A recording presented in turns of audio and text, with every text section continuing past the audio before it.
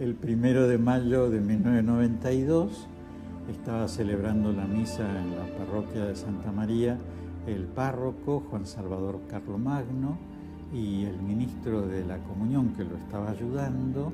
Al reservar las hostias en el sagrario, encuentra que en el corporal, que es ese pañuelo blanco que se pone delante del sagrario, había 2 pedacitos de hostia. Esos 2 pedacitos seguramente habrán caído cuando se traspasó de un copón a otro, y blanco sobre blanco no se habrán dado cuenta. Entonces el párroco, que podría haberlos consumido o podría haberlos guardado con las otras hostias, como no conocía exactamente el origen, hizo algo que tenemos costumbre de hacer, que es ponerlo en un vaso de agua. Era una tinaja de cerámica. Con un poquito de agua se ponen los 2 pedacitos y se espera a que se diluya. Normalmente con los días se diluye, se hace como una especie de baba, y en ese momento el agua se tira en una planta porque ya no hay presencia eucarística, y se limpia o se purifica el vaso. Pero eso no pasó, es decir, toda esa semana, del 1 en adelante, los 3 sacerdotes y el diácono que estábamos ahí destinados en esa parroquia, miramos el sagrario y estaban los 2 pedacitos en el agua. Hasta que llegó el 8 de mayo, que lo característico es que es el Día de la Virgen de Luján, ¿no es cierto?, que es la patrona de la Argentina, y que por eso ese día era fiesta.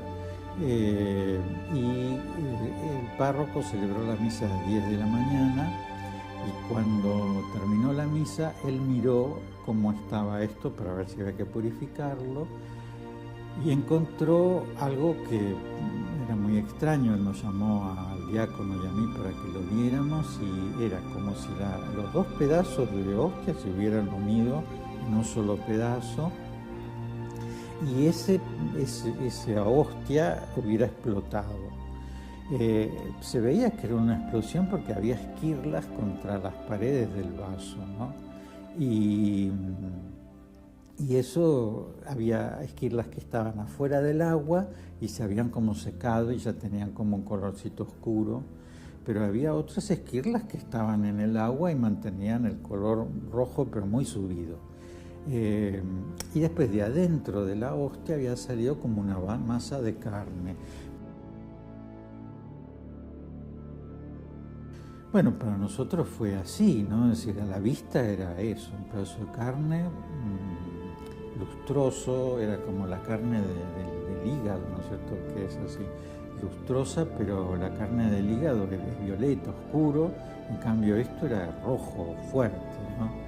Y entonces llamamos al obispo. Lo que sí percibía claramente es que no se pudría, porque yo decía, un pedazo de carne fuera de la heladera, en 2 o 3 días tiene que empezar a tener olor, ¿no es cierto? Y esto estaba en un sagrario que es una chapa bronce, ¿no es cierto?, con una puertita sin ningún tipo de refrigeración. Y bueno, y eso estuvo así 40 días sin secarse, porque había agua alrededor, ¿no? En un momento el párroco le agregó un poquito de agua porque el agua se iba evaporando, ¿no? Y el obispo le dijo, no le agregues agua, deja que haga su transcurso naturalmente. El párroco nunca más le agregó agua.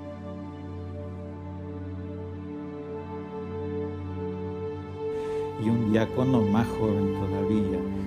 Habrá sido nuestra juventud, quizás, o no sé exactamente qué, pero el cardenal Guarrachino, cuando supo del milagro, muchas veces nos preguntó si alguno de nosotros había dudado acerca de la presencia viva de Jesús, porque en la historia de los milagros eucarísticos está el que han habido sacerdotes que han tenido dudas, y entonces Jesús, para confirmarle, realiza un acto extraordinario. Bueno, eso a nosotros nos mortificaba mucho porque no teníamos dudas de que Jesús estuviera en la Eucaristía, y bueno, sentíamos como un poquito que teníamos que explicar explicar qué creíamos, ¿no? Pero no, es decir, el cardenal lo comprendió y lo aceptó.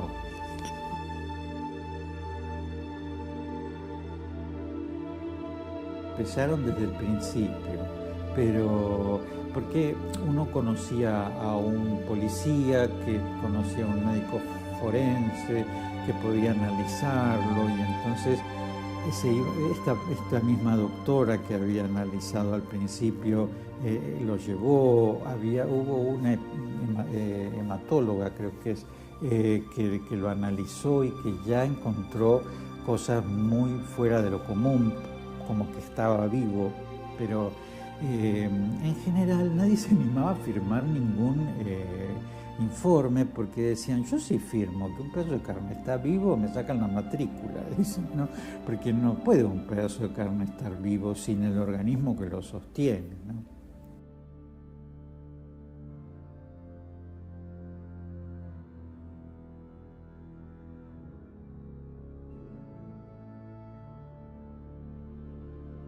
Todo había llegado a un punto muerto porque nosotros, el cardenal Quarracino nos había pedido que no lo comentáramos, así que guardábamos secreto.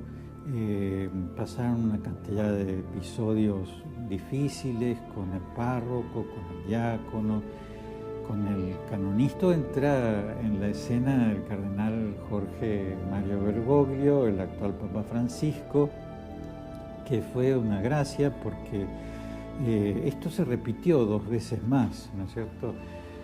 Hubo un episodio en 1994 y un episodio en 1996. Yo no fui testigo de eso, pues en general no lo explico porque no sabría cómo.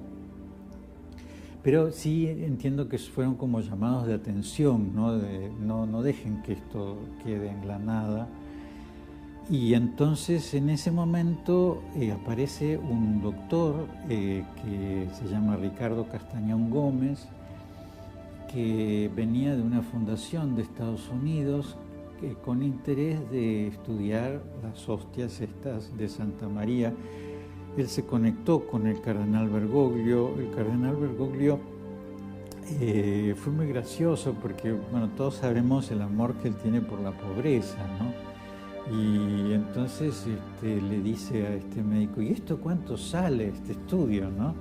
Y entonces el médico le dice, no, nada, porque hay una fundación que se hace cargo de los gastos. Y el cardenal Bergoglio dijo, bueno, entonces sí, autorizo a que se haga el estudio. Y bueno, y esa vez se hizo todo bien.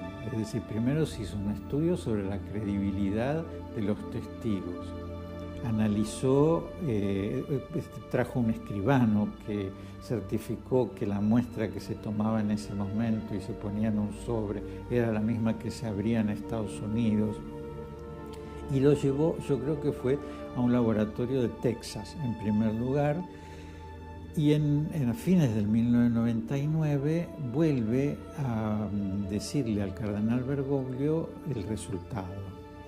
Y el resultado era que se trataba de tejido del miocardio, es decir, del corazón, que estaba vivo y que estaba herido. Y él le pidió al cardenal Bergoglio poder someterlo a más estudios, pero el cardenal dijo, no dejemos que la ciencia diga lo que tiene que decir la fe. Y bastó ese primer resultado para que el 8 de mayo del año 2000, es decir, el día en que se cumplían los 8 años del milagro, él fuera a la parroquia de Santa María, celebrara la misa, hablara de un signo eucarístico y nos dijera que a eso había que venerarlo como a la Eucaristía, es decir, arrodillarnos, prenderles velas, guardarlo en una custodia.